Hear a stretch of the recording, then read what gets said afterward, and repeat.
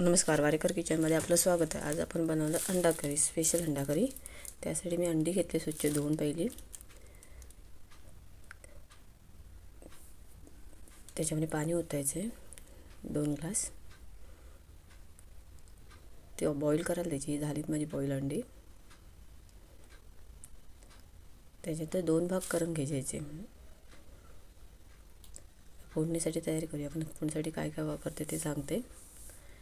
प्रथम तेल 2 चमचे. चॅनल जर नवीन असाल तर नक्की सबस्क्राईब करा. त्यामध्ये बारीक ठेचलेली लसूण 2 ते 3 पाकळ्या, बारीक चिरलेला कांदा 1, बारीक चिरलेला टोमॅटो 1. हे सर्व एकत्र मिक्स करून घ्यायचं व्यवस्थित. त्यामध्ये लाल तिखट 2 चमचे आणि हळद थोडीशी. हे सर्व एकत्र मिक्स करून घ्यायचं.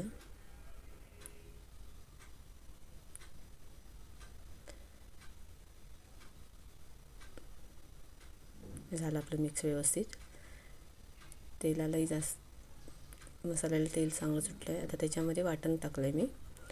वाटणाची रेसिपी मी खाली देते तुम्हाला. हे वाटण त्याच्या तेलामध्ये व्यवस्थित मिक्स झालं पाहिजे मसाल्यामध्ये.